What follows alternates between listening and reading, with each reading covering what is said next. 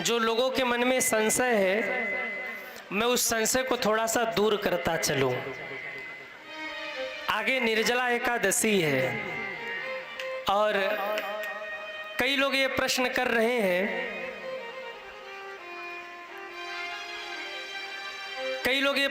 रहे हैं, कि गुरुजी निर्जला एकादशी का व्रत हम किस दिन रहे, 6 तारीख को रहे कि 7 तारीख को रहे, 6 जून को व्रत रहे कि 7 जून को व्रत रहे। ध्यान से सुनिए, मैं आपके संशय का समाधान करने जा रहा हूँ। ज्येष्ठ मास की शुक्ल पक्ष की पड़ने वाली एकादशी को हम सभी निर्जला एकादशी कहते हैं। इसका नाम निर्जला एकादशी क्यों है? क्योंकि ये एकादशी ऐसी है जिसको बिना जल पिए, बिना जल ग्रहण किए ही करना चाहिए। अगर आप जल पी के नहीं कर सकते, वैसे प्रयास करिए कि निर्जला आप करिए, और नहीं कर सकते तो बोले अगर आप निर्जला नहीं कर सकते तो आप सफला करिए, सजला करिए। सजला भी नहीं कर सकते तो सफला करिए, पर यदि सामर्थ्य है तो आप निर्जला एकादशी जरूर करिए। इसकी महिमा क्या है, पहले मैं 2 मिनट में आपको ये बता दूं।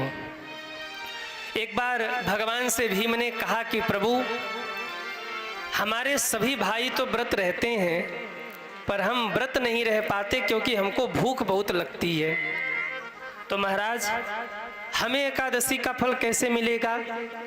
तो भगवान ने कहा, भीम, तुम 23 एकादशी मत करो, पर ज्येष्ठ मास की शुक्ल पक्ष की जो एकादशी है, जिसे हम निर्जला एकादशी कहते हैं, उस निर्जला एकादशी का व्रत तुम जरूर करो। क्यों? भगवान कहते, भीम, जो भी इस निर्जला एकादशी का व्रत करता है ना, उसको 24 एकादशियों का फल केवल एक एकादशी के व्रत से प्राप्त हो जाता है। केवल एक एकादशी करने से 24 एकादशी का फल मिलता है। साल में 24 एकादशी होती है, और अगर अधिक मास लग जाए तो 2 और बढ़ जाती है, टोटल 26 हो जाती है। तो 24 एकादशी का व्रत करता है, निर्जला एकादशी का व्रत, उसे सभी एकादशियों का फल मिलता है। और सुनिए, जो भी इस निर्जला एकादशी का व्रत करता है ना, उसे 100 यज्ञ का फल शास्त्र कहते हैं कि केवल एक निर्जला एकादशी के व्रत से प्राप्त हो जाता है। कोई 100 यज्ञ करे और कोई निर्जला एकादशी कर ले, दोनों का फल बराबर होता है।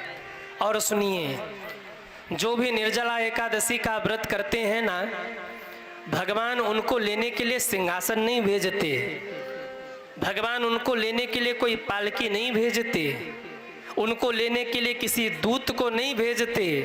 शास्त्र कहते हैं, जो भी एकादशी का व्रत करते हैं, स्वयं भगवान गरुड़ पर बैठकर आते हैं, उस भक्त को अपनी गोद में बिठा करके अपने धाम लेकर के जाते हैं। ये फल है इस निर्जला एकादशी के व्रत को करने का।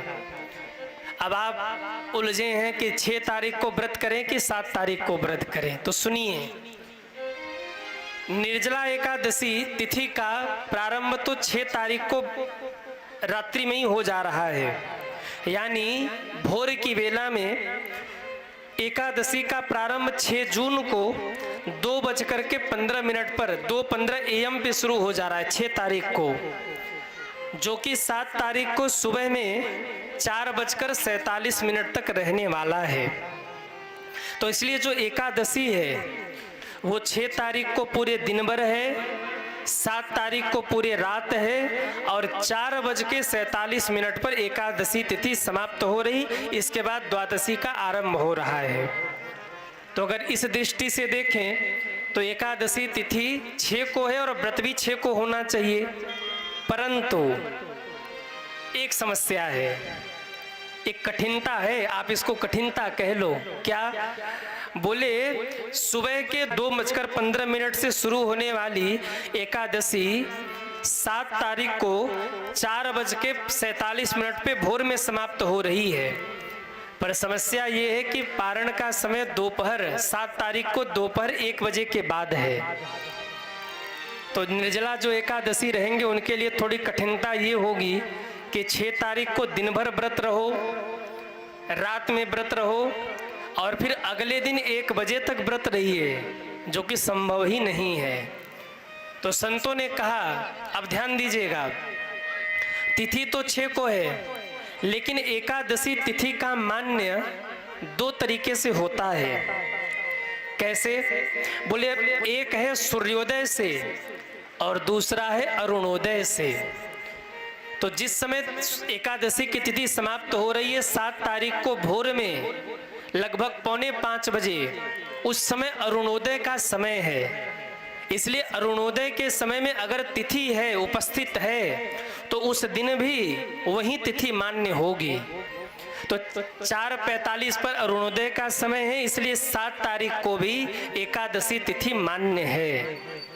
अब कई लोग कह रहे हैं कि गृहस्थों को 6 तारीख को एकादशी करना है और वैष्णवों को 7 तारीख को करना है।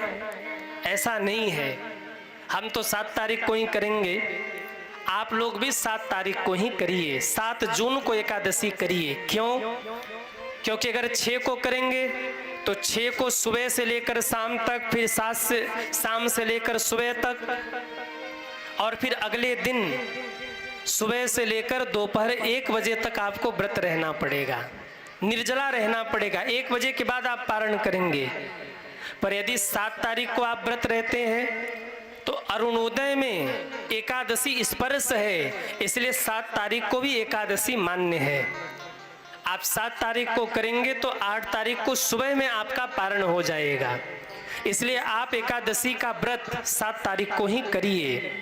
इसकी बड़ी महिमा है। क्यों? क्योंकि 7 तारीख को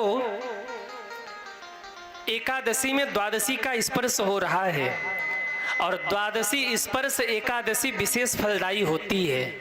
द्वादशी का स्पर्श अगर एकादशी में हो जाए तो वो विशेष फल प्रदान करने वाली होती है। इस दृष्टि से भी अगर हम देखें तो 7 तारीख की एकादशी तिथि ही मान्य है सज्जनों।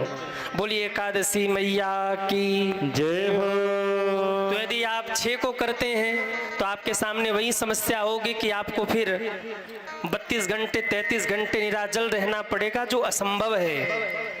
पर शाम को अगर आप 7 तारीख को करते हैं एकादशी तो यह आपके लिए सुलभ है। दूसरी बात, जैसे जन्माष्टमी में रोहिणी नक्षत्र का विशेष महत्व है, ऐसे ही एकादशी में चित्रा नक्षत्र का विशेष महत्व है। तो ये जो चित्रा नक्षत्र है ये 6 को नहीं है, चित्रा नक्षत्र का योग 7 तारीख को बन रहा है। तो इस दृष्टि से भी अगर हम देखें तो 7 तारीख की एकादशी ही ज्यादा मान्य है सज्जनों। और तीसरी बात, 8 तारीख को भी द्वादशी है। 8 तारीख को भी द्वादशी है। तो अगर आप 7 को एकादशी रहते हैं तो 8 को सुबह में आप आराम से पारण कर सकते हैं, उसमें कोई दिक्कत नहीं है। तो आप सभी लोग 7 तारीख को ही एकादशी का व्रत करें, इससे विशेष कल्याणकारी है। 6 तारीख को भी है, 7 तारीख को भी है, पर विशेष लाभकारी जो तिथि है वो 7 जून की है। तो आप सभी को 7 को ही व्रत रहना है। अब किसी के मन में होगा कि गुरुजी कहीं 6 को हमने व्रत नहीं रहा तो व्रत भंग तो नहीं हो जाएगा हमारा। देखो, व्रत तो 7 को रहना है, पर इसका मतलब ये नहीं कि कल निर्जला रहना है तो आज खूब खा लो। नहीं, ऐसा भी नहीं होना चाहिए। अगर आपके मन में संदेह है, भ्रम है, तो आप 6 तारीख को फलाहार रह लीजिए। सिंगाड़े वगैरह का आटा ले लीजिए, आप उससे कुछ पूड़ी वगैरह बना करके, आलू पका करके उससे पा लीजिए। तो 6 तारीख को आप फलाहारी रह करके कुछ जो फलाहारी में पाते वो पा करके आप व्रत कर लीजिए, और 7 तारीख को आप निराजल रह करके एकादशी का व्रत करिए, निर्जला एकादशी का व्रत करिए। इस प्रकार आपका व्रत पूरा होगा सज्जनों। जो भी एकादशी का व्रत करता है भगवान नारायण उसके जीवन में परम प्रसन्न होते हैं। इस बार 2 तिथि मान्य है, 6 जून और 7 जून, पर विशेष फलदायी 7 जून की ही तिथि है, क्योंकि इसमें द्वादशी का स्पर्श हो रहा। मैं पुनः कहूँ, द्वादशी युक्त एकादशी की विशेष महिमा होती है और द्वादशी युक्त एकादशी 7 जून को ही पड़ रही है। इसलिए 7 जून को आप सभी एकादशी अवश्य करें। बोलिए एकादशी मैया की जय हो। एक बात और, आप अगर 24 घंटे की निर्जला नहीं कर सकते तो आप 12 घंटे की निर्जला करिए। करना कैसे है? भोर में उठिए, स्नान करिए। स्नान करके 3 बजे भोर में ही 3 साढ़े 3 बजे के आसपास आप ठाकुर जी को स्नान करा करके भोग लगा करके चरणामृत ले लीजिए। ठाकुर जी का जल पी लीजिए आप भोर में। पूरे दिन आप एकादशी रहिए, निर्जला रहिए। शाम को जब सूर्यास्त हो जाता है तो सूर्यास्त के बाद 2 घंटे बाद आप जल ग्रहण कर लीजिए। इससे क्या होगा? बोले आपको 24 एकादशी का फल तो नहीं मिलेगा क्योंकि आपने आधा ही किया है, पर ये स्पष्ट है कि यदि आपने आधे दिन तक निर्जला रह करके भगवान का ध्यान किया तो 12 एकादशी का फल तो आपको प्राप्त ही हो जाएगा। तो पहले ये प्रयास करिए कि 7 तारीख को आप भोर में जल पीकर पूरे दिन व्रत रहिए, रात में भी व्रत रहिए, और 8 तारीख को सुबह पारण करिए जल लेकर के, चरणामृत लेकर। न हो पावे तो 7 तारीख को भोर में जल पी लीजिए। इसके बाद सूर्यास्त के बाद रात में करीब 8 साढ़े 8 बजे के आसपास आप चरणामृत जल लेकर उसका पारण करिए। और वो भी ना हो पावे तो भैया 7 तारीख को कम से कम फलाहार कर लेना, भोजन मत करना। आप कहोगे महाराज उससे भी नहीं चलेगा, तो एक काम करना, भोजन भी कर लेना पर चावल मत खाना। अब आप कहोगे महाराज वो भी नहीं चलेगा, तो फिर चावल खाओ। एकादशी के दिन चावल में दुनिया के सारे पाप आके बैठ जाते हैं, और जब आप चावल खाओगे तो सारे पाप भीतर चले जाएंगे आपके। एकादशी को चावल त्याज्य है, चावल नहीं खाना चाहिए। एकादशी के दिन चावल में पाप का निवास होता है। आप जब चावल पाते हो तो पाप आपके भीतर प्रवेश कर जाता है, इसलिए चावल मत पाइए एकादशी को। कम से कम एकादशी तो आप बचाइए ही बचाइए। कितने लोग हैं जो एकादशी में चावल नहीं पाते? हाथ उठाएं। वाह, भगत हैं आप लोग। विशेष करके माताओं से निवेदन, आप ध्यान रखा करिए घर में। जिस दिन एकादशी हो एक दिन पहले शाम से ही घर में चावल बंद कर दीजिए, और एकादशी को तो बनना ही नहीं चाहिए। बोलिए एकादशी मैया की जय हो। बोलिए नारायण भगवान की जय हो। स्पष्ट हो गया आपको कै तारीख को व्रत रहना है? 7 जून को निर्जला एकादशी का व्रत रखना है। बोलिए नारायण भगवान की जय हो।